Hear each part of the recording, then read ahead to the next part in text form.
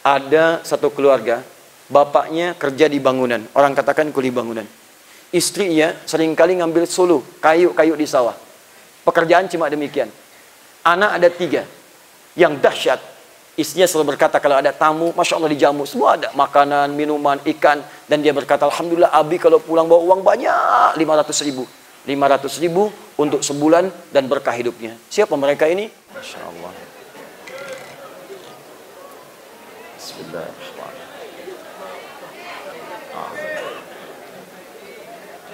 Assalamualaikum warahmatullahi wabarakatuh.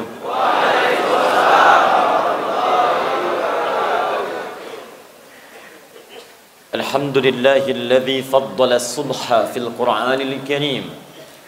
فقال والصبح إذا تنفس فأكد أهمية الفجر في القرآن الكريم فأقسم بكلمته فقال والفجر وقال في الأخرى إن قرآن الفجر كان مشهودا ثم الصلاة والسلام على النبي الكريم الرسول الأمين سيدنا محمد وعلى آله وصحبه وأمته إلى يوم الدين أما بعد فيا عباد الله أوصي نفسي وإياكم بتقوى الله فقد فاز المتقون فلا تموتن إلا وأنتم مسلمون فقال تعالى يا أيها الذين آمنوا اتقوا الله حق تقاته ولا تموتن إلا وأنتم مسلمون. Saudara-saudariku, hadirin sekalian, keluargaku, terkhusus orang-orang istimewa insyaallah di hadapan Allah dan di hadapan Rasulullah sallallahu alaihi wasallam, para pejuang subuh, para jamaah subuh, orang-orang yang tidak biasa, yang ditakuti oleh sementara kalangan di masa kini ketika mereka datang ke masjid berbondong-bondong menunaikan salat subuh. Ada seorang Yahudi yang pekerjaannya tiap hari hanya memantau umat Islam di masjid khusus di waktu subuh. Setiap kali datang, pulang, datang, pulang, datang, pulang. Lantas pernah kemudian diketahui oleh seorang jamaah, ditanya, kenapa anda setiap waktu sering datang ke masjid di waktu subuh hanya untuk melihat kami sholat? Apa jawaban orang ini? Wa qala al-yahudiyyu, lantas ia berkata, orang Yahudi ini, saya hanya ingin tahu apakah jumlah jamaah subuh itu sudah sama dengan jumlah sholat Jumat atau belum.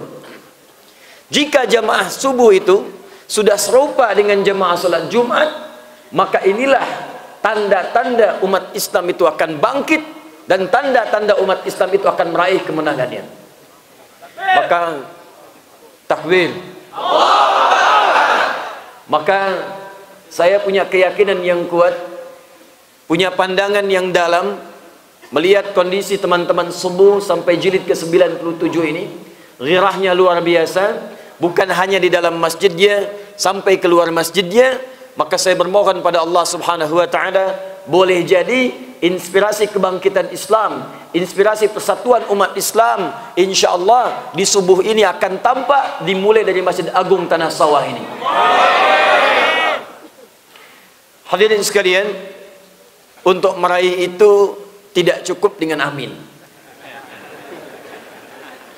Karena amin itu letaknya setelah iyyaka na'budu wa iyyaka nasta'in. Iyyaka nasta'in, ya Allah, kami mohon, kami mohon, kami mohon. Kami minta, kami minta, kami minta.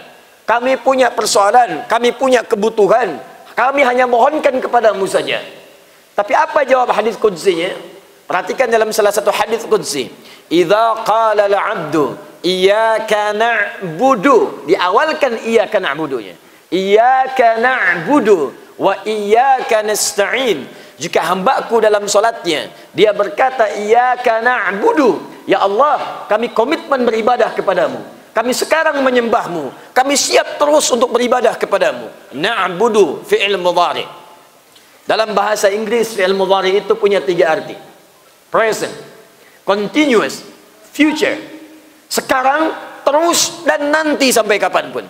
Ada komitmen, ya Allah, na'budu. Sekarang kami ibadah. Kami hanya menyembahmu. Kami bermohon kepadamu. Kami patuh kepadamu. Sekarang, terus, dan sampai kapanpun. Baru kita katakan wa iyyaka nasta'in. Ya Allah, kami minta ya Allah, kami punya permohonan. Yang sakit mohon sembuhkan, yang sulit mohon mudahkan. Ya Allah, yang haus mohon hadirkan minuman.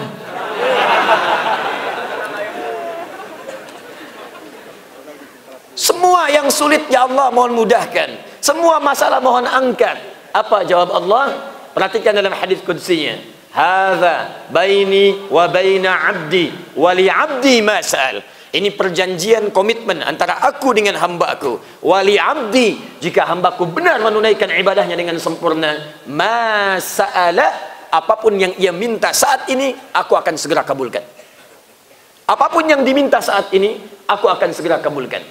Karena itu seringkali orang-orang saleh, bahkan para nabi di masa lalu, jika mereka mengalami kesulitan, jika ada permohonan, jika ada masalah, maka mereka akan bangkit menunaikan salat dan memohon kepada Allah Subhanahu wa taala dalam berdirinya. Salat itu bukan sekedar syariat yang kemudian diperintahkan pada Nabi Muhammad sallallahu alaihi wasallam dan umatnya. Kita sempurna menunaikannya, tapi nabi-nabi sebelumnya pun sudah salat dan kita paling sempurna dalam penunaiannya. Nabi Isa salat, Quran surah ke-19 ayat 31 sampai 33. Nabi Zakaria salat, Quran surah ketiga ayat 38 sampai 39. Bahkan di situ disebutkan dalam salat berdoa minta kepada Allah, dan permintaannya kata manusia itu mustahil. Istrinya divonis oleh medis, menopause dan mandul, mustahil punya keturunan. Suaminya fisik sudah letih, rambut sudah memutih, tapi menunaikan salat minta kepada Allah. Dalam salat berdirinya memohon, ya Allah, qala rabbi habli min ladunka dzurriyyatan thayyibah. Ya Allah, mereka mengatakan aku nggak mungkin punya keturunan.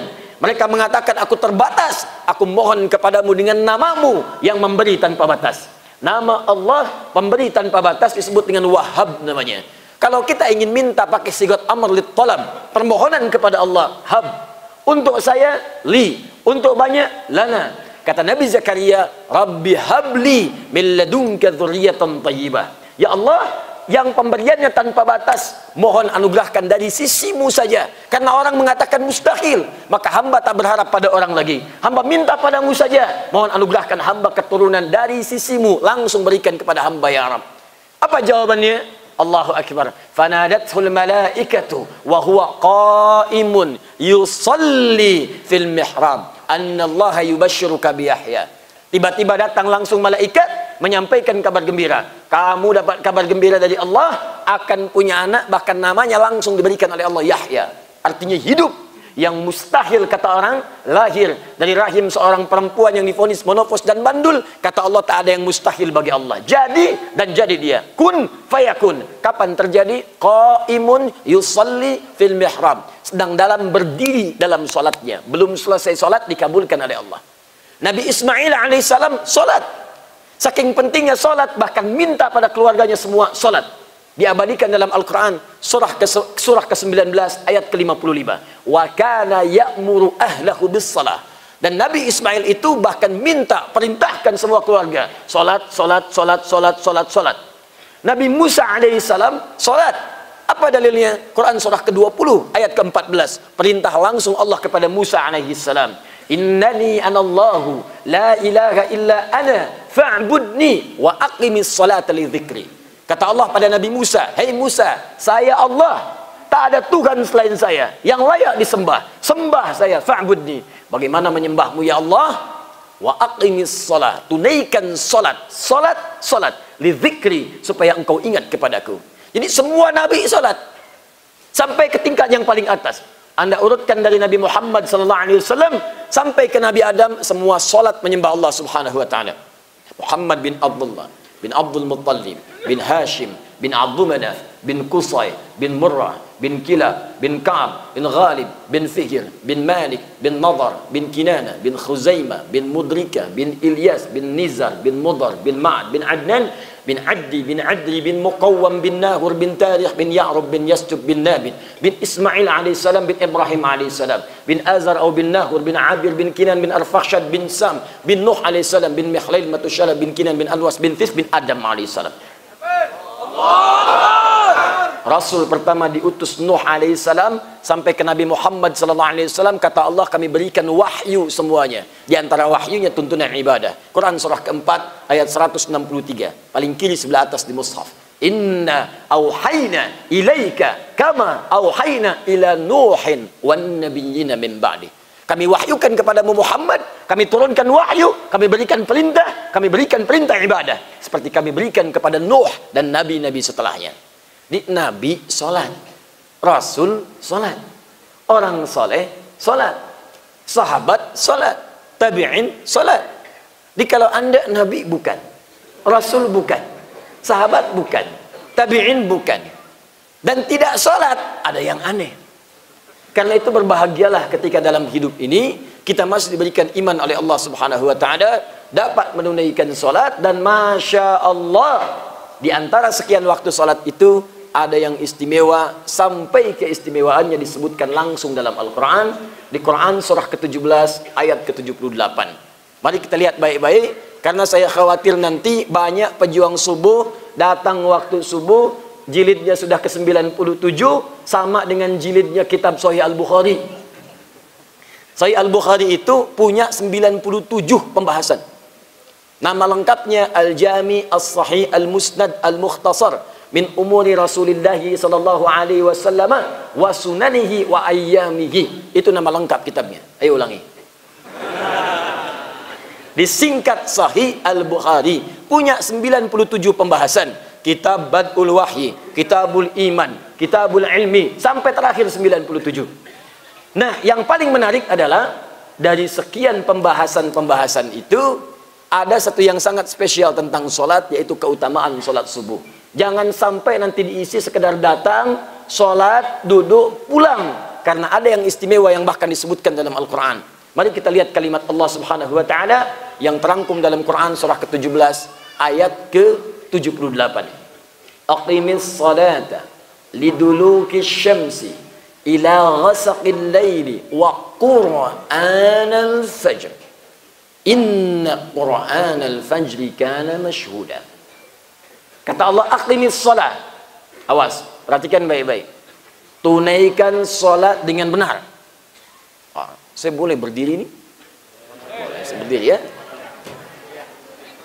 Lebih enak lihat ini. Alhamdulillah. Saya dari tadi datang tuh penasaran. Ini Masjid Agung tengah sawah. Saya cari sawahnya tak temu-temu. Nah, sawah aja, ini gedung. Apalah, mungkin sejarah itu ya. Masya Allah. Semoga Allah berikan keberkahan pada masjid ini, insya Allah. Baik. Aqimis shalah. Perhatikan cara menerjemahkannya. Kata Allah, tunaikan sholat dengan benar. Tunaikan sholat dengan benar. Jika ada kalimat dalam Al-Quran dengan benar, sempurnakan, itu artinya ada orang yang menunaikannya dengan cara yang tidak benar. Kalau ada kalimat dalam Al-Quran, dalam hadis, awalnya menggunakan alif lam, al, itu berarti maknanya sesuatu yang khusus, punya aturannya, punya ketentuannya, mesti diikuti dengan benar. Kalau tak pakai alif lam, alif lamnya hilang, itu artinya nakirah, umum, bebas, tak ikut aturan pun boleh, silakan. Dan semua kalimat sholat yang bermakna ibadah, dibuka dengan takbir, ditutup dengan salam, itu semua dalam Al-Quran menggunakan alif lam. Kalimat sholat pertama, Al-Baqarah misalnya ayat 3, alladzina yu'minuna bil ghaib wa yuqimunas shalah. 43, wa aqimus shalah wa atuz zakat.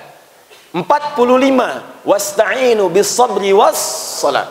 153, ya ayyuhalladzina amanu ista'inu bis sabri was shalah. Quran surah 11 ayat 114, aqimis salata as-shalah tarafain nahar.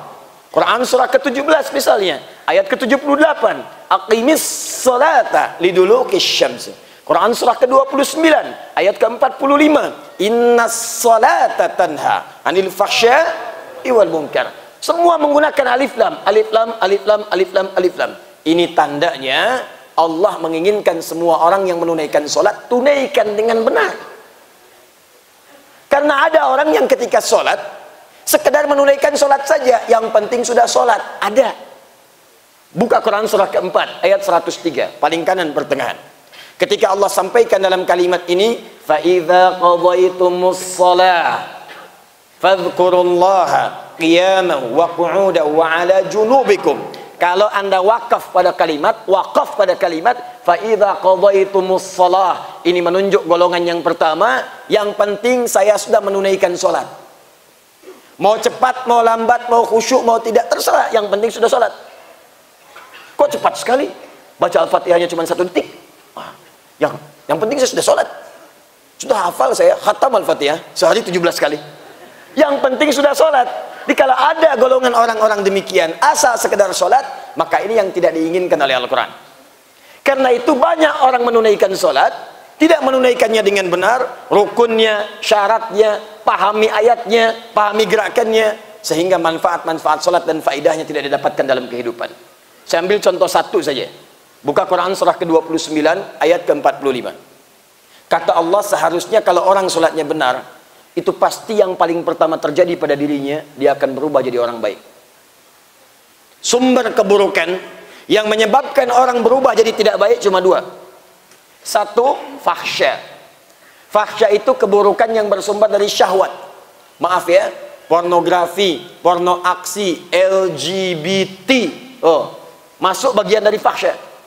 Ini mustahil kalau ada orang sholat tiba-tiba berbuat fahsya. Sholat tapi masih senang nonton tayangan yang kotor, gambar-gambar yang menampakkan aurat. Ada yang salah dengan sholatnya. Sholat tapi masih senang nonton tayangan-tayangan yang buruk. Sholat tapi tidak kenal apa dia laki-laki atau perempuan. Katanya namanya Herman tapi bicaranya melambai. Katanya namanya Nina tapi bicaranya begitu kuat. Kalau orang sholat dia akan paham situasinya. Makanya orang-orang yang tidak jelas antara laki-laki dengan perempuan tidak bisa jadi imam dalam sholat. Bisa kacau jamaahnya, begitu takbir bubar. Allah. Cuma 2. Jadi kalau orang sholatnya benar, fahsya hilang. Mungkar, semua keburukan yang diingkari oleh hati. Maaf. Berdusta itu mungkar. Korupsi itu mungkar. Nyogok itu mungkar. Berselisih itu mungkar. Sampai dengan tingkat menumpahkan darah itu mungkar sekali. Jadi kalau orang sholatnya benar, turunlah kemudian ayat Al-Quran. Quran surah ke-29 ayat ke-45. Utslu ma uhya ilaika minal kitab wa aqimis shalah. Innas salata tanha 'anil fahsya. Sungguh kata Allah, kalau orang menunaikan sholatnya benar, sholat itu akan berdampak pada perubahan dirinya. Dia akan terbebas dari 2 sumber keburukan. Keji hilang, fahsya, mungkar kemudian pun hilang. Fahsya, mungkar, selesai. Karena itu wasiat Nabi yang pertama pada orang tua, kalau anak-anak mulai tumbuh, usia 7 tahun, usia menjelang balik, maka tidak ada amalan lain yang diajarkan kecuali sholat. Kata Nabi, sholat. Bukan umrah, bukan manasik, bukan haji, bukan puasa. Kata Nabi, sholat. Ini saya agak bingung sekarang ini. Saya tak tahu kalau di Sumatera Barat ini ya, atau di Bukit Tinggi. Anak TK sekarang, sholat belum bagus, sudah diajarkan manasik. Salah sih tidak, cuma lompatnya terlampau tinggi. Rukun yang dasar, tangga yang paling dasar belum dipijak, sudah mau masuk tangga kelima. Jadi kalau sholatnya benar dari sejak kecil, tumbuhlah anak itu jadi anak yang baik. Karena itu banyak orang dari sejak dulu, dari zaman Nabi Al-Hasan dan Al-Husain. Zaman para sahabat, muncul kemudian anak-anaknya. Kemana diasarkan mereka? Kemana dikumpulkan mereka? Masjid. Surau.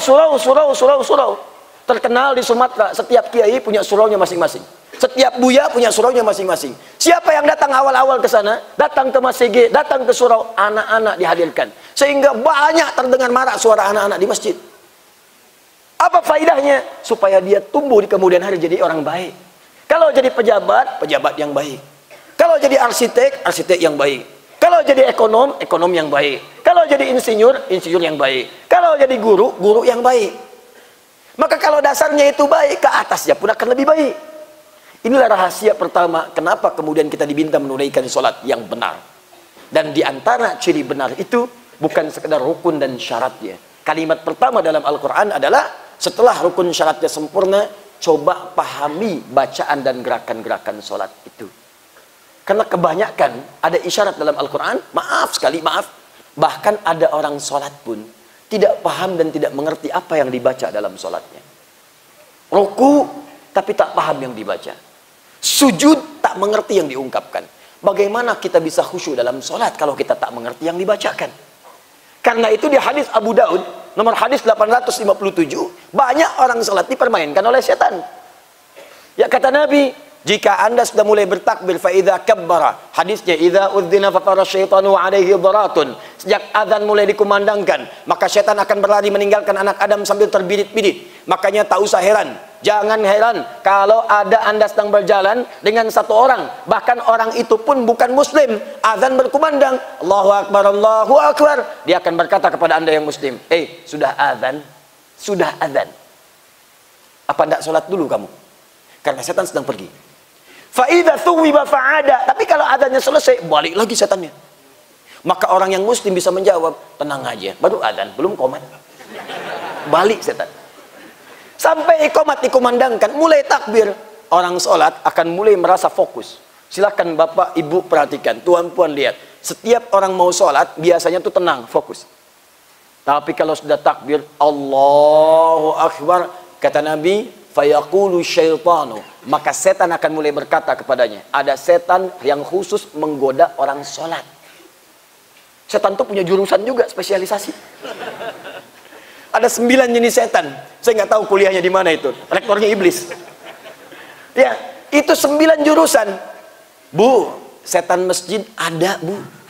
Tugasnya menggoda DKM masjid.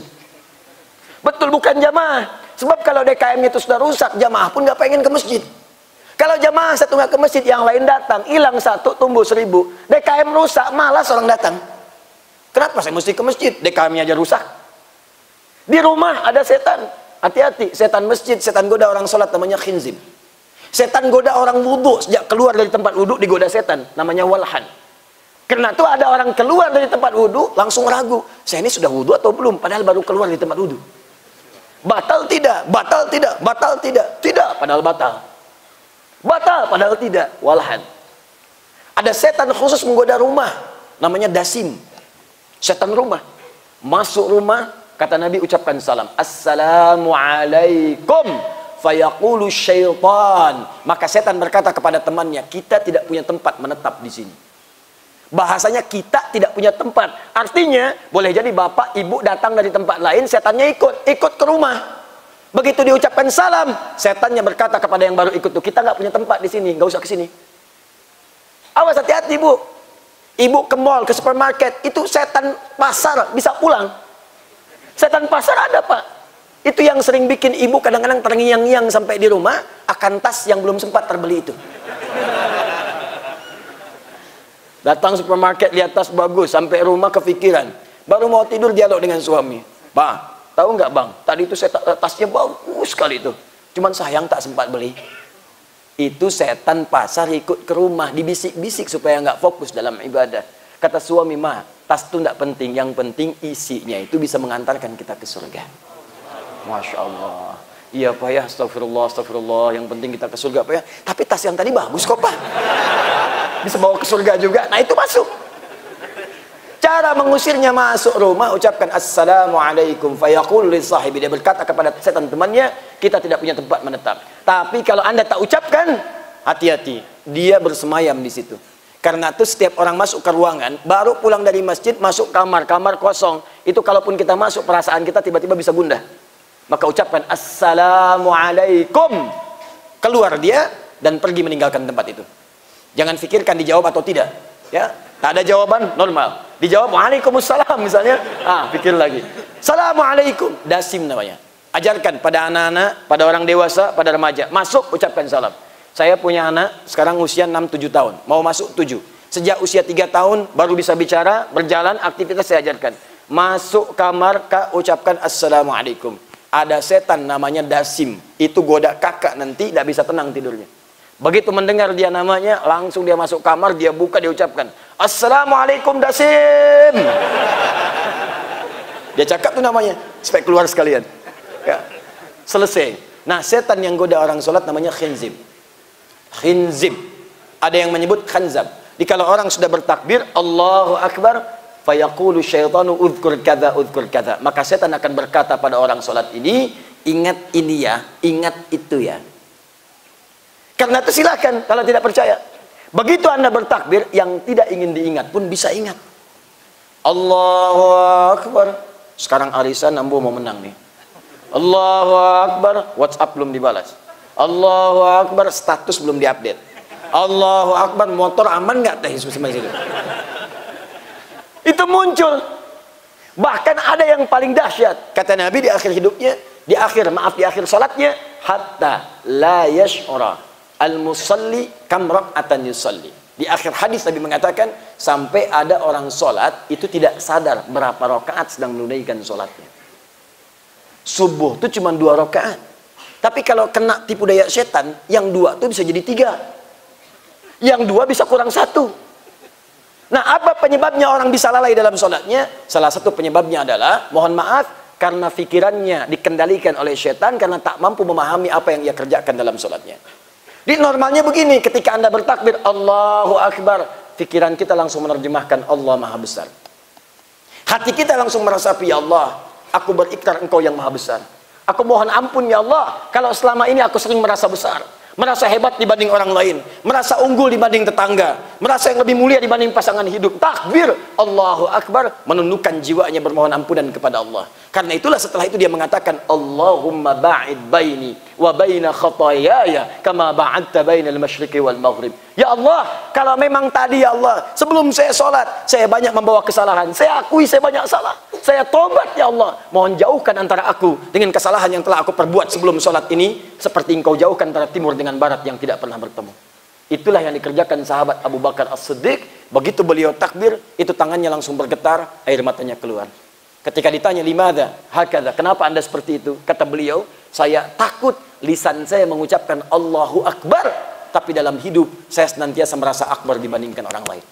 Lebih hebat ibadahnya dibanding orang, lebih dahsyat kedudukannya dibanding orang lain. Itulah diantara penyebab saat ini kenapa orang sholat sulit khusyuk, karena tidak paham apa yang diungkapkan dan dibacakan dalam sholatnya. Maka bagian pertama, kalau kita ingin bangkit, kalau kita ingin kuat kembali, kalau kita ingin berjaya kembali, yang pertama adalah kalimat Al-Qur'annya, kita mesti punya kekuatan untuk kembali belajar memahami tuntunan syariat kita dengan baik. Jadi jangan sampai bicara yang tinggi-tinggi, tapi untuk sholat saja tidak paham. Ayo bersatu, ayo berjaya, ayo bangkit. Sholat nggak paham. Ayo kita bangkit kembali, ayo kita junjung persatuan. Sholat subuh harusnya 2 jadi 1. Ayo kita bangkitkan ekonomi, ayo kita bangkitkan politik, ayo kita bangkitkan tenaga kita.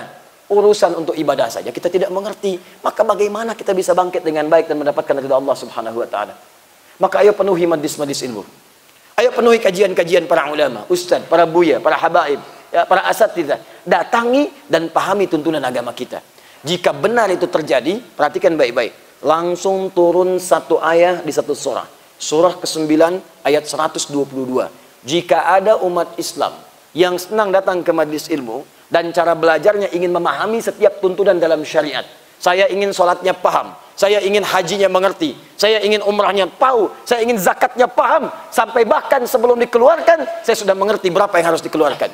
Jika ada orang-orang yang seperti itu, maka dia masuk golongan di 1 ayat yang saat masuk majlis ilmu statusnya langsung berubah di sisi Allah menjadi mujahid fi sabilillah.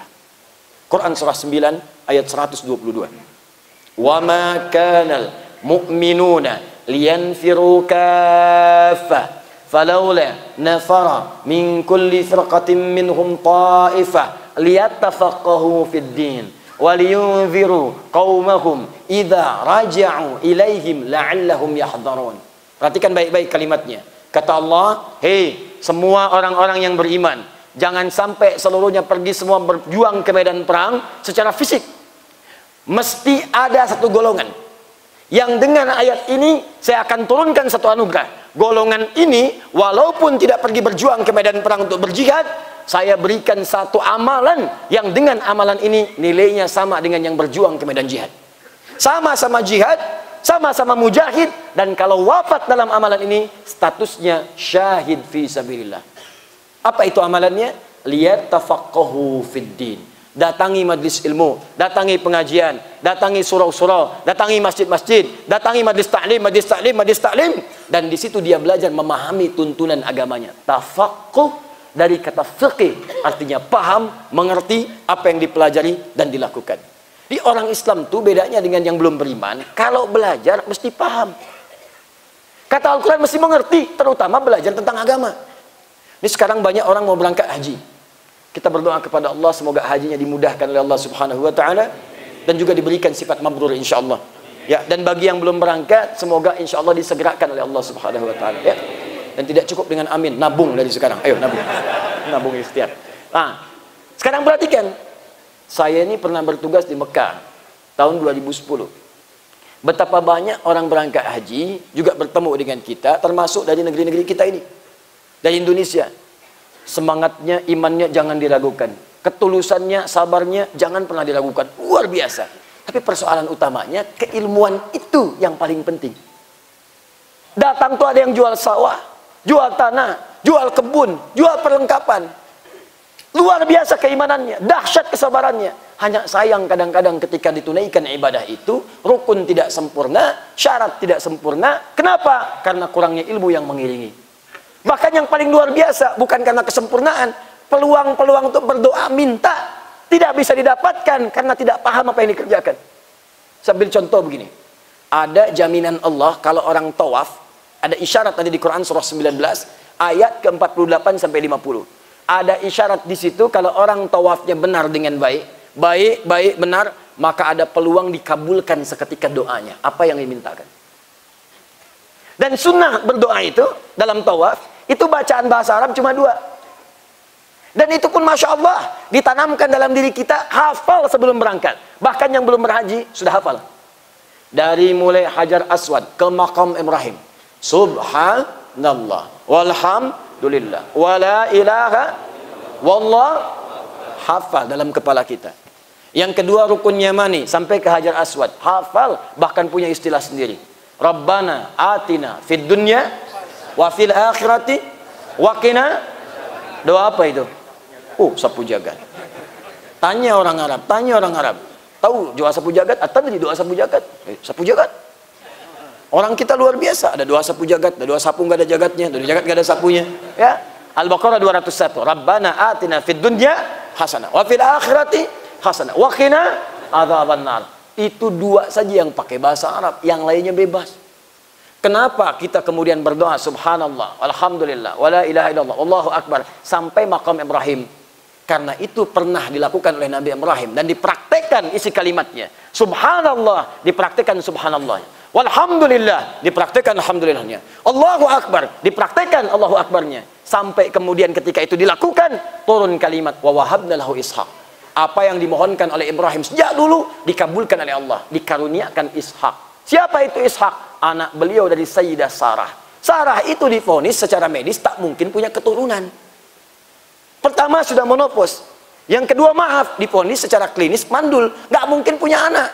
Tapi beliau subhanallah, beliau amalkan alhamdulillah, beliau amalkan Allahu akbar, turun kalimat wa wahabna lahu Ishak. Karena itu ketika kita tawaf kemudian di Ka'bah sampai dengan maqam Ibrahim. Kenapa sampai maqam Ibrahim baca kalimat tadi? Supaya kita belajar apa yang diamalkan oleh Nabi Ibrahim alaihissalam. Selesai kita amalkan, selesai kita kemudian pahami, baru kita minta dari maqam Ibrahim sampai dengan rukun Yamani. Bebas minta. Tak harus pakai bahasa Arab. Silakan pakai. Mau pakai bahasa Melayu? Boleh. Bahasa Padang? Boleh. Bukit Tinggi? Boleh. Bahasa Indonesia? Silakan. Bebas minta. Tak ada aturan pakai bahasa Arab. Silakan seluas-luasnya. Kalau ingin pakai bahasa Arab, silakan pula. Bagus. Ambil doa-doa yang kita butuhkan. Kenapa sering saya sampaikan hal semacam ini? Karena kadang tidak dimanfaatkan. Sudah ada posisi, tidak diminta. Bahkan kadang-kadang minta pada yang tidak dipahami. Kenapa tak minta Anda yang kesulitan berdagang, Anda katakan, ya Allah, saya punya kesulitan dalam dagangan, ya Allah tolong mudahkan. Ya Allah, saya punya masalah di rumah tangga, ya Allah, mohon berikan kerukunan. Ya Allah, anak saya besok mau ujian, tolong luluskan. Minta.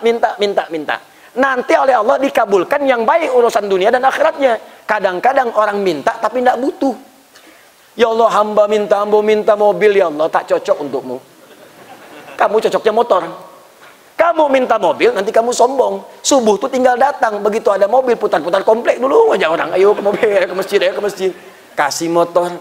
Karena itu dijawab, Rabbana atina fid dunya wa fil akhirati wa qina adzabannar. Ya Allah, diseleksi mana permintaan tadi yang baik untuk dunianya dan baik akhiratnya. Karena Allah hanya mengabulkan apa yang dibutuhkan, bukan apa yang diinginkan. Harusnya demikian. Saya kasih kisah ya, tapi ini jangan ditiru dulu. Walaupun caranya ini sebetulnya betul, cuma tidak harus ditiru seperti itu. Ada dua orang Indonesia, dia terapkan dengan benar. Begitu sedang tawaf seperti itu, ada kesempatan dia datang ke Multazam, antara pintu Ka'bah dengan Hajar Aswad. Dekat ke situ dia bermohon, pakai bahasa dia betul. Ya Allah, anak muda, hamba datang ke sini bermohon, ya Allah. Hamba belum dapat jodoh. Mohon tunjukkan jodoh hamba, ya Allah. Sampai datang ke depan Ka'bah ini, ya Allah. Tiba-tiba datang seorang perempuan di sampingnya, tinggi, putih, hidung mancung. Dia tunjuk, kayak gini ya Allah. Kayak gini. Dia betul, walaupun tidak harus memberi contoh. Ya. Dan tahu apa yang terjadi? Pulang dari situ, nikah. Menikah dia. Walaupun bukan dengan yang tadi tentunya. Tapi nikah. Ada yang satu lagi datang sampai nempel di Multazam. Tugas kami dulu itu, kawan cerita banyak. Ya Allah, hamba kesini bermohon ya Allah, hamba terlilit banyak utang ya Allah, banyak utang ya Allah, sampai kesini pun hamba minjam ya Allah. Kalau tak percaya, ini catatannya. Tapi dia mengungkapkan apa yang dibutuhkan. Dia minta apa yang diperlukan, ya memang seperti itu adanya. Pulang kemudian lunas utang. Ikhtiar, selesai. Nah ini kadang sekarang tawaf saja, rukunnya sudah bermasalah. Dari zaman dulu tidak pernah ada tawaf digunakan dengan menggunakan selfie. Live. Subhanallah. Alhamdulillah. Kelihatan yang di sana. Allah ilah. Ya Allah, kapan dapat kehusuan ibadahnya? Sudah ibadahnya harta keluar banyak, fisiknya juga lelah, tapi tidak mendapatkan penerimaan di sisi Allah Subhanahu wa taala. Inilah pentingnya ilmu untuk didapatkan. Ketika ibadah dilakukan dengan benar, manfaatnya kita dapatkan dengan sempurna. Yuk kembali dengan cepat. Perhatikan kalimatnya. Aqimis shalah, tunaikan salat dengan benar supaya dapat manfaatnya. Liduluki syamsi, dari matahari mulai tergelincir, zuhur maksudnya, ila ghasaqil laili, sampai tiba malam gelap, isya maksudnya. Zuhur, asar, maghrib, isya. Apa yang belum ada? Subuh, fajar. Sekarang perhatikan, zuhur, asar, maghrib, isya tidak disebutkan namanya. Isyarat waktunya saja. Saat masuk ke waktu fajar, masuk waktu subuh, disebutkan langsung dengan namanya. Wa Qur'anal fajar. Fajarnya disebutkan. Di sini saya ingin sampaikan inti yang paling penting dari ceramah kami. Yang tadi muqaddimah tuh, sekarang intinya. Lihat sini. Wa Qur'anal fajar. Dan salat serta bacaan di waktu fajar. Perhatikan baik-baik. Allah bisa mengatakan begini karena wawunya ataf, diikutkan pada hukum sebelumnya. Aqimis salata liduluki syamsi ila ghasaqil laili wal fajri, bisa. Atau wal fajra, bisa. Tapi kenapa kemudian ditambahkan dengan kalimat Quran? Ada sesuatu yang istimewa di waktu fajar yang tidak ditemukan di waktu-waktu yang lainnya. Zuhur itu penting, asar itu penting, maghrib penting, isya penting, tapi subuh waktunya punya sesuatu yang istimewa. Kata Allah, waktu subuh itu bukan sholatnya saja yang penting. Dan sholat, kembali ke sholat. Quran, bukan cuma sholatnya, tapi ada sesuatu yang istimewa di waktu fajar. Apa itu? Quran. Quran. Ada Al-Quran, ada Quran. Beda. Saya ulang. Ada Al-Quran, ada Quran. Beda. Apa bedanya? Yang satu pakai al, yang satu tidak. Al-Quran dan Quran. Nah, dalam kalimat bahasa Arab ada kaidah begini. Ziyadatul mabna tadullu ala ziyadatil makna. Kalau satu kalimat punya perbedaan tambahan huruf, maka maknanya tidak sama. Walaupun kelihatan serupa. Satu Quran, satu Al-Quran. Serupa kalimatnya, tapi yang satu pakai alif lam, itu beda. Kalau disebutkan menggunakan alif lam, Al-Quran, maka itu yang dimaksud adalah firman Allah Subhanahu wa taala yang terangkum dari Al-Fatihah sampai dengan An-Nas, 114 surah, 30 juz. Itulah Al-Quran. Disebut Al-Quran. dari kata al-qur'u, bunyi yang terdengar. Kalau diperdengarkan disebut dengan qiraah. Bismillahirrahmanirrahim, qiraah.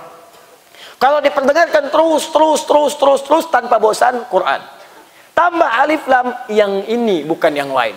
Kenapa disebut Al-Quran? Karena bacaan ini beda dengan yang lain. Terus dibacakan tanpa pernah orang bosan. Silakan Anda cek. Apakah pernah ada orang mengatakan pusing karena baca Al-Quran? Saya tanyalah sama Bapak Ibu sekalian. Dalam sehari berapa kali baca Al-Fatihah? Coba. 11 atau 12? Yang 11 angkat tangan.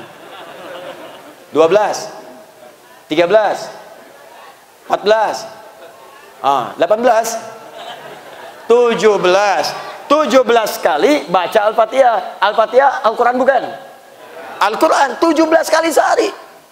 7 ayat diulang-ulang. 7 ayat 17 kali dalam sehari. 2, 4, 4, 3, 4. 2 subuh, 4 zuhur, 4 asar, 3 maghrib, 4 isya. 17 kali sehari, tak pernah berhenti. Nih yang mau saya cakap tuh begini. Bapak ibu sejak mulai kita balik kita kan sholat. Taruhlah usia dari sejak 13 tahun, perempuan 9 tahun sholat. Sekarang sudah umur 40 tahun, sudah umur 30 tahun, sudah umur 50 tahun ke atasnya, 60 tahun masih sholat setiap hari 17 kali. Kalau 17 kali setiap hari kalikan 30 hari, dikalikan 12, berapa jumlahnya? Kali 30 tahun. Jadi selama ini orang tiap hari baca Al-Fatihah, baca. Tapi tak pernah ada kasus orang pusing, orang kena migrain karena Al-Fatihah. Sila tanya datang ke rumah sakit. Dok, adakah orang datang mengadu ke sini? Saya pusing pak. Kenapa? Baca Al-Fatihah tiap hari. Tapi buku lain, silakan cek. Kitab lain, cek. Kitab paling hebat, majalah paling bagus, baca 17 kali sehari. Baru 3 kali, dah bosan. Kok ditinggalkan? Hafal. Tapi Al-Fatihah tidak, Al-Quran. Karena itu disebut menggunakan Al-Quran. Karena kitab ini istimewa, beda dengan bacaan-bacaan biasa. Tapi kalau alif lamnya dihilangkan, Quran, alnya hilang. Maka ini dalam fikih tidak diartikan kecuali satu. Semua bacaan-bacaan yang kita sampaikan untuk mendekat kepada Allah. Quran. Bisa masuk Al-Qurannya, bisa masuk doanya, bisa masuk istighfarnya, bisa masuk zikirnya. Semua bacaan yang bisa kita mohonkan kepada Allah disebut dengan Quran namanya. Masuk Al-Qurannya, masuk zikirnya, masuk tasbihnya, masuk tahmidnya, masuk istighfarnya, itulah Quran. Dahsyatnya amalan subuh. Subuh itu bukan cuma sholatnya yang penting, tapi semua bacaan kita akan langsung dipersaksikan oleh Allah dan seluruh malaikat-malaikatnya. Perhatikan hadis Nabi berikut ini. Kata Nabi, tajtami'u malaikatul laili wa malaikatul nahari fi waqtil fajri. Semua malaikat siang dan malam akan berkumpul di waktu fajar menyertai orang-orang berzikir kepada Allah Subhanahu wa taala. Karena itu kalimat Qur'annya, inna Qur'anal fajri kana masyhuda. Sungguh semua bacaan yang disampaikan di waktu subuh itu semuanya didengar langsung, disaksikan oleh Allah dan semua malaikatnya. Karena itu ketika ada orang berdoa, bukan sekedar doa di waktu subuh. Di sampingnya banyak malaikat mengaminkan. Ya Allah berikan si fulan A, ya Allah rukunkan kami, ya Allah anugerahkan kelancaran pekerjaan. Malaikat menyampaikan amin, kabulkan ya Allah, amin, kabulkan ya Allah. Cuma memang sifat malaikat itu gaib, tak tampak. Sebab kalau ditampakkan tak jadilah Tuhan berdoa. Tak jadi ibu berdoa. Ya Allah, mohon lancarkan urusan hamba. Amin. Samping. Siapa? Malaikat maut. Tapi tenang saja, bukan ke kamu kok. Saya mau datang pada si fulan dulu. Tak jadi kita berdoa. Jadi kita mohonkan amin, amin, amin, amin. Doa. Istighfar. Astagfirullah, astagfirullah, astagfirullah. Malaikat mengatakan ya Allah ampuni dia, ampuni dia, ampuni dia. Karena itu saking pentingnya waktu ini, bahkan ada orang disebutkan dalam Al-Quran, sebelum subuh dia sudah memburu waktu ini. Istighfar menjelang subuh. Waktu menjelang subuh disebut dengan sahar namanya. Sahar, sahar, sahar. Ada orang ahli istighfar sebelum subuh. Dan disebut oleh Allah langsung dalam Al-Quran, ini calon penghuni surga. Ada calon penghuni surga yang sedang beraktivitas di bumi. Apa diantaranya? Wabil asharihum yastaghfirun. Di waktu sahar menjelang fajar, dia berburu istighfar tobat di hadapan Allah Subhanahu wa taala. Ya Allah ampuni saya. Ya Allah ampuni saya. Ya Allah ampuni keluarga saya. Ya Allah ampuni masyarakat saya. Ya Allah ampuni tetangga saya. Ya Allah ampuni kawan saya. Minta. itu ahli surga, ahli taman surga, orang takwa yang sedang beraktivitas di bumi. Itu dalil yang ada di Quran, surah ke-51, ayat 15 sampai dengan ayat 23. Di ayat 18-nya, wabil asharikum yastaghfirun. Kalau kualitas subuh ini kita maksimalkan seperti ini, sebelum subuh datang, istighfar, astagfirullah, astagfirullah, astagfirullah. Koreksi diri, ya Allah, saya banyak maksiat, ya Allah. Bagaimana kalau saya wafat sekarang, ya Allah? Antum tuh wafat loh. Kita itu akan meninggal. Kita akan wafat. Kita akan pulang. Kita akan mudik kembali kepada Allah. Apa tidak malu kalau pulang membawa banyak dosa? Saya mau izin bertanya pada hadirin semua. Siapa yang tidak punya dosa, boleh angkat tangan. Apa? Angkat saja, saya pulang. Lebih berhak untuk ceramah. Siapa yang tak punya dosa, boleh angkat. Baik, tak ada. Siapa yang dosanya sedikit saja, dosa sedikit, angkat tangan. Tak ada. Siapa yang dosanya agak banyak, boleh angkat tangan. Siapa yang dosanya banyak, boleh angkat tangan. Oh, Masya Allah, boleh angkat. Alhamdulillah. Siapa yang ingin masuk surga, boleh angkat tangan. Turun. Siapa yang ingin surganya surga Firdaus, angkat tangan. Masya Allah. Siapa yang di surga ingin bersama Nabi, angkat tangan. Tuh. Mulai banyak keanehan kan? Mengaku dosa banyak, ingin masuk surga. Dan surganya langsung bersama Nabi, luar biasa. Nabi Adam nyicipi buah khuldi sedikit, sifat kemanusiaannya. Sifat kemanusiaannya menyicipi buah khuldi sedikit, keluar dari surga. Ini dosa ngaku banyak, pengen masuk. Bagaimana kita kemudian bisa menghapuskannya? Apa tak malu kita pulang kepada Allah membawa banyak dosa? Bapak ibu saja merantau, dikenal banyak masalah. Dikenal suka merampok, dikenal suka mencopet, dikenal suka mencuri, dikenal bikin rusuh. Apa mau kemudian pulang ke tempat dia pulang? Apa dengan nyamannya pulang kampung? Apa seenaknya kemudian pulang? Dan maaf, apakah saat pulang akan diterima oleh masyarakat? Apa diterima oleh adat? Dalam urusan dunia saja, merasa banyak salah, punya aib, takut pulang, takut mudik. Bahkan tak punya bekal pun takut pulang. Tak mau pulang.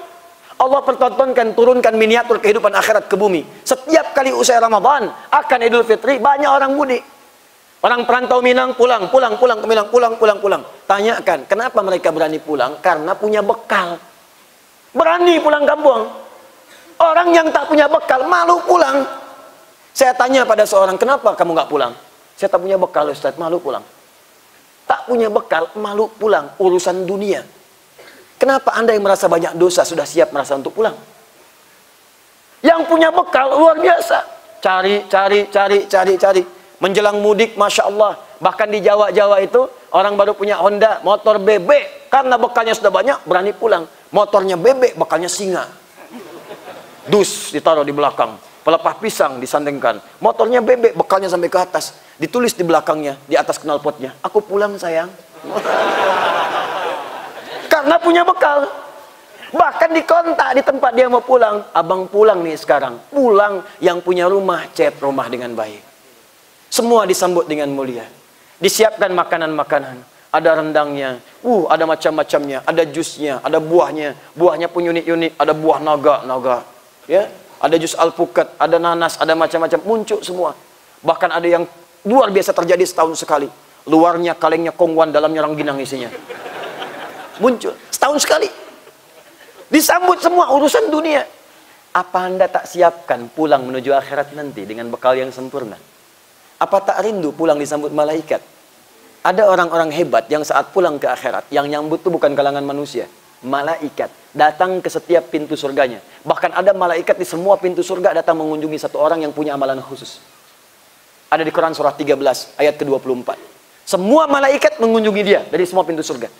Wal malaikatu yadkhuluna alaihim min kulli bab. Dan ada kalangan-kalangan malaikat mengunjungi satu orang yang punya amalan spesial saat di muka bumi. Pulang dia menghadap Allah. Begitu datang menghadap Allah, masuk surga, dikunjungi semua malaikat. Apa jawab malaikat? Perhatikan kalimat malaikatnya. Salamun alaikum bima sabartum. Selamat. Anda sabar saat di dunia mencari bekal untuk pulang ke sini. Selamat Anda sabar. Fa ni'ma uqbad dar. Maka sekarang silahkan nikmati tempat yang paling indah yang tidak pernah ditatap, tidak pernah terdengar kisahnya dengan sempurna, dan tidak pernah terbayangkan. Datang, nikmati. Dan itu adalah ahli Quran. Ahli Quran itu spesial. Ahli Quran, dia bisa menggandeng bapaknya, ibunya, cucunya, anak-anaknya, sepanjang mereka soleh mendekat kepada Allah dan beriman, bisa digandeng oleh ahli Quran, diberi syafaat langsung dengan izin Allah, masuk ke dalam surga, dia mimpin keluarga besarnya. Itu ada di Quran surah ke-13 ayat 23. Jannatu adnin yadkhulunaha wa man salaha min abaihim wa azwajihim wa dzurriyyatihim. Ada orang soleh masuk surga lewat surga Aden dulu. Dia gandeng bapaknya, ibunya, kemudian juga mohon maaf, anaknya, cucunya, semua ke surga digandeng oleh dia. Siapa orang ini? Ahli Quran. Tahu dari mana? Quran surah ke-35 ayat 33 dengan kalimat yang sama menjelaskan ahli Quran. Sekarang saya ingin semuanya coba kita perbaiki diri baik-baik. Ini sudah bagus semangatnya. Masjidnya penuh, sholatnya semangat. Tapi yang kita butuhkan adalah perbaikan-perbaikan untuk mencapai kemuliaan-kemuliaan. Maka mulai koreksi diri dulu. Tidak cukup dengan semangat tapi masih berbuat maksiat. Sholat iya, tapi kata-kata masih kotor. Sholat iya, tapi masih sering berselisih. Sholat iya, tapi masih senang mencela. Sholat iya, tapi gibah masih dinikmati. Saya tidak, Ustadz. Bagus. Tidak seperti ibu itu tuh, gibah terus tiap hari. Sama. Jadi kalau semua sudah baik, sebelum subuh istighfar, koreksi diri, perbaiki diri, jadi baik semua, tinggal kita masuk pada tahap yang kedua. Apa tahap yang kedua itu? Nabi tidak pernah membangun masjid di satu tempat, terkhusus saat di Madinah, masjid Nabi, kecuali mempersaudarakan semua masyarakat muslim yang ada di situ. Ansar, Muhajirin, saudara. Salman Al-Farisi dengan Abu Darda, saudarakan. Umar saudarakan, Bilal persaudarakan, Ansar, Muhajirin semua bersaudara. Kalau sudah seperti itu dipersaudarakan, maka yang terjadi kekuatan yang sangat luar biasa. Saya sarankan jangan sampai terjadi masuk masjid tapi tak kenal siapa yang duduk di sampingnya. Ayo saling berkenalan. Bahkan saat ini ada yang datang dari Pekanbaru, dari Bengkulu, ada yang dari Riau, bahkan ada yang dari Inhil. Ya, di sini ada yang dari Padangnya, Bukit Tingginya, macam-macamnya. Itu kesempatan yang sangat luar biasa. Kenapa tidak saling mengenal? Kenapa tidak saling mempersaudarakan? Setelah itu sekarang musim aplikasi, bikin aplikasi yang hebat-hebat. Wilayah Bukit Tinggi, dipandu oleh pemerintahannya, buat aplikasi. Ini muslim yang punya tukang jahitnya, ini yang punya toko sayurnya, ini yang punya tukang buahnya, ini yang punya solusi ini yang tukang berasnya. Bikin aplikasi, butuh beras, klik, tek, masuk, datang. Butuh sayur, klik di mana aja. Butuh buah, klik, datang semuanya. Dan dahsyatnya, ketika kumpul di masjid, semua memberikan solusi. Ada orang sakit, tak punya biaya ke rumah sakit, ada dokter, berkenalan, berikan obat.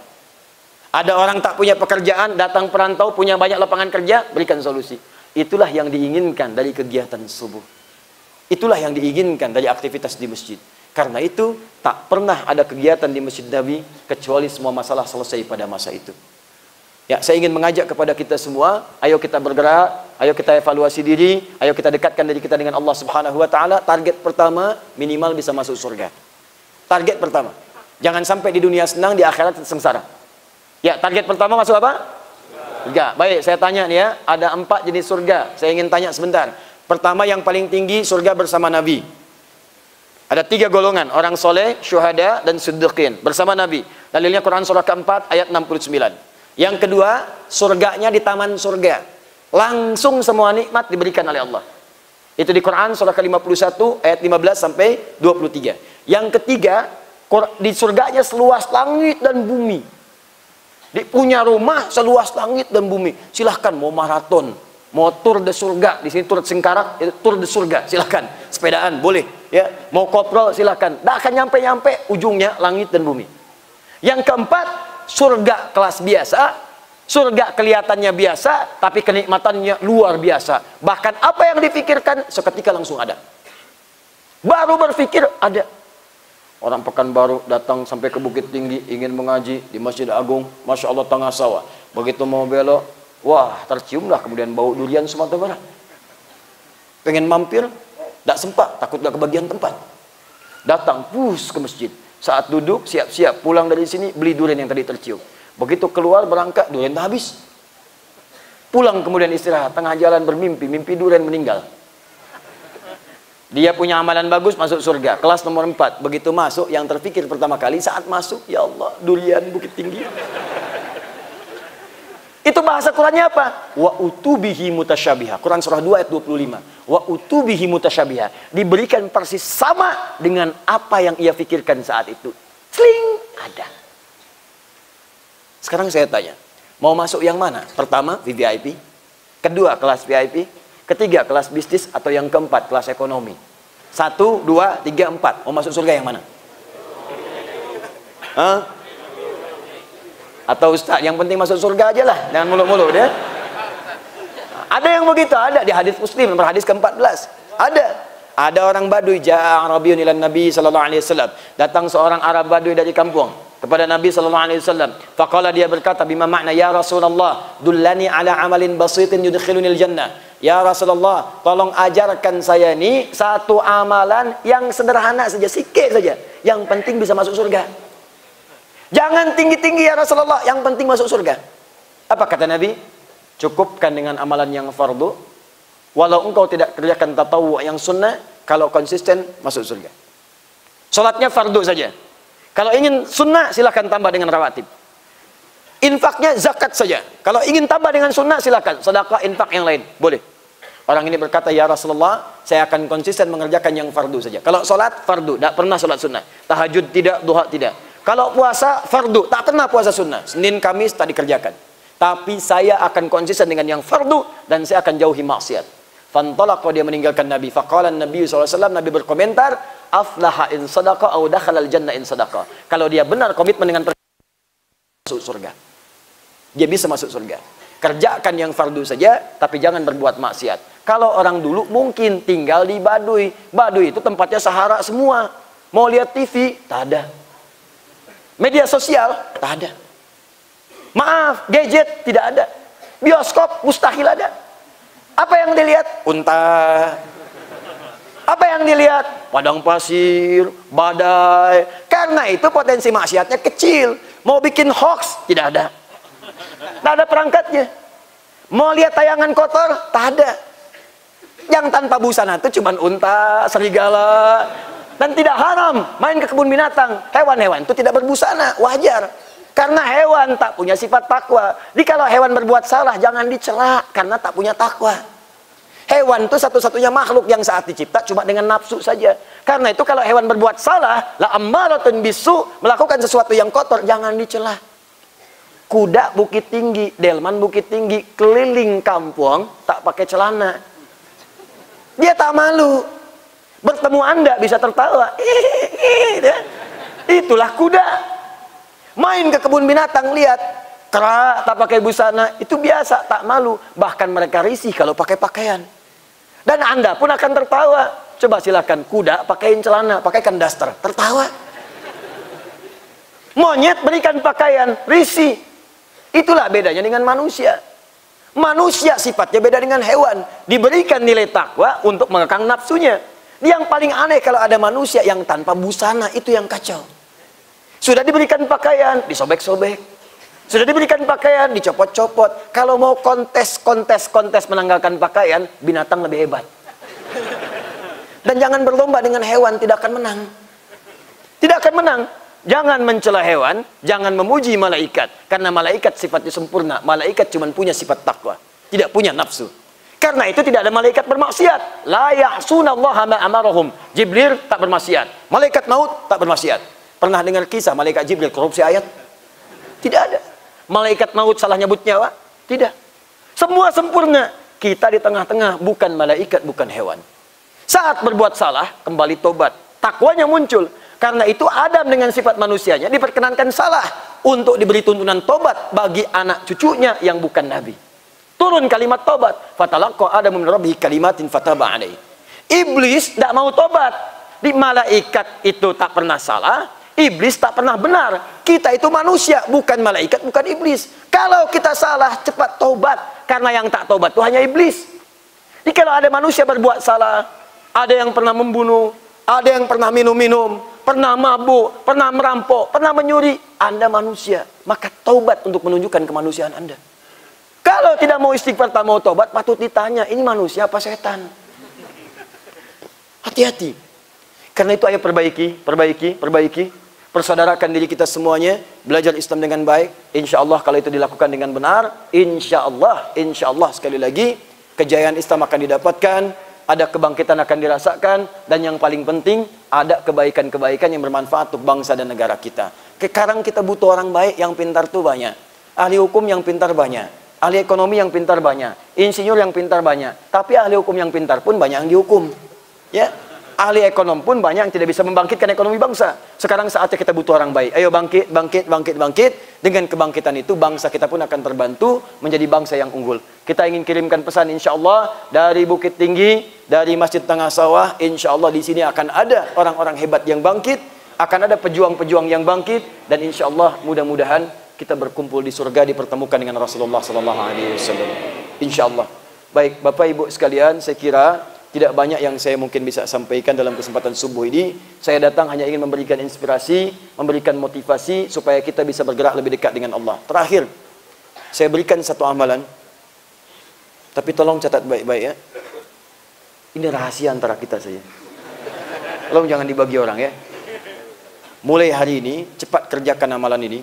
Karena amalan ini satu-satunya amalan yang disebutkan dalam Al-Quran bisa merubah kondisi seseorang, bahkan lingkungan di sekitarnya menjadi lebih baik. Ini yang bisa merubah umat jahiliyah menjadi khairu ummah. Amalan itu tiada lain adalah amalan mencintai Al-Quran. Mulai sekarang ya cintai Al-Quran. Ada 3 amalan yang bisa dilakukan untuk mencintai Al-Quran. 1, amalan pertama mulai rajin membaca. Supaya kita kenal dengan Al-Quran. Ayo, dapatkan. Kedua, mulai mengkaji isi Al-Quran. Jangan-jangan selama ini kita baca tapi tak paham artinya.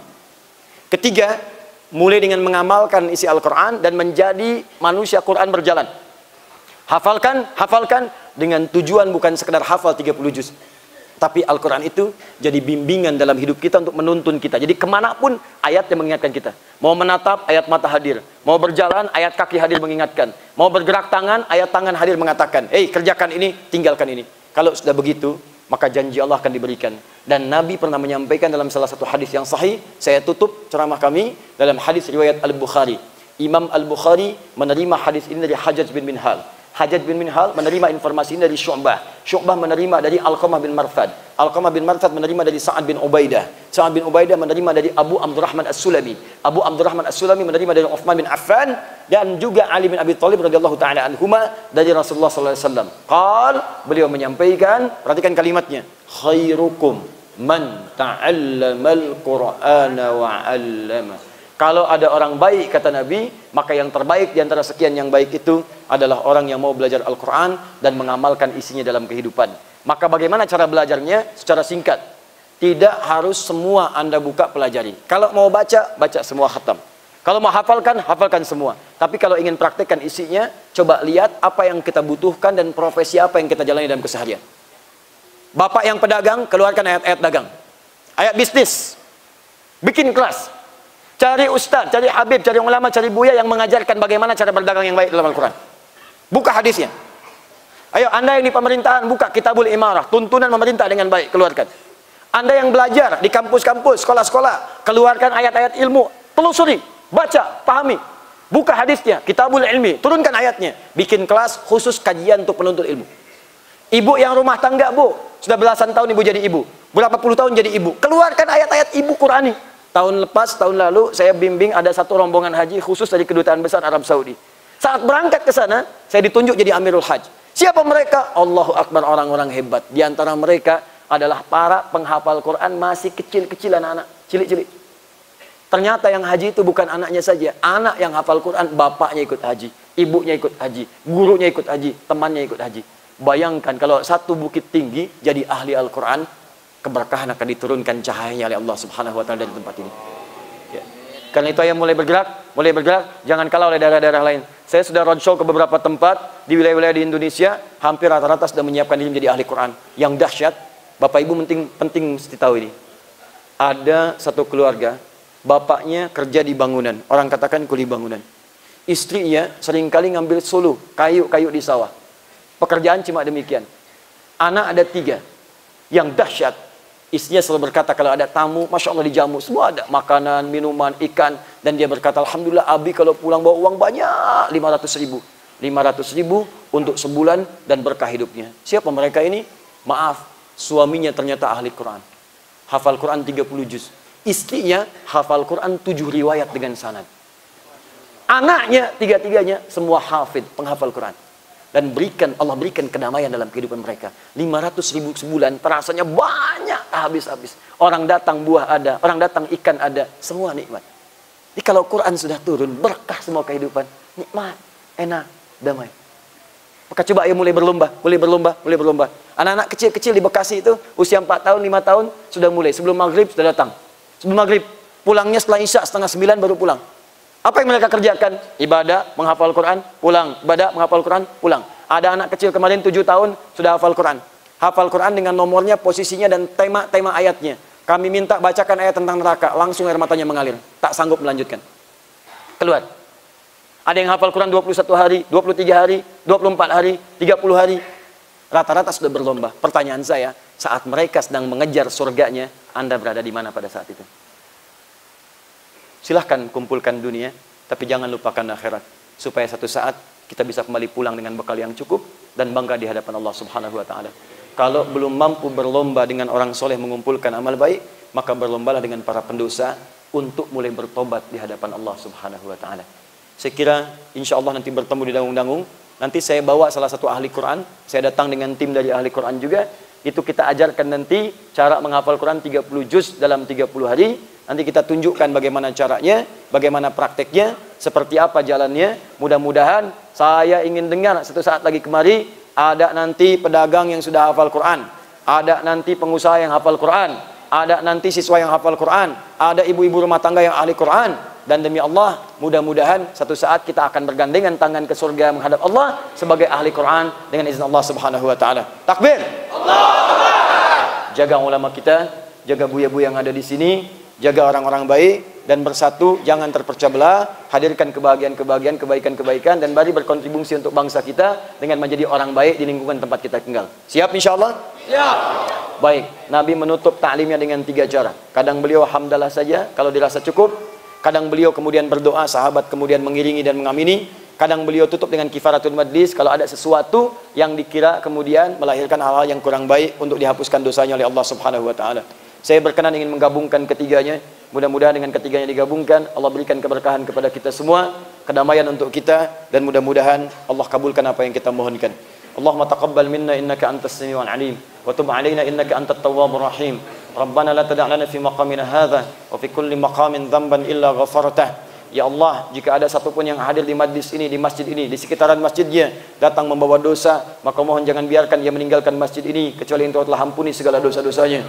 Allahumma wala hamman illa farajtah. Ya Allah, jika ada satupun di antara hamba-Mu hadir di tempat ini dalam subuh ini membawa kegelisahan di hatinya, maka mohon jangan biarkan dia meninggalkan masjid ini kecuali Engkau telah tenangkan keadaan jiwanya.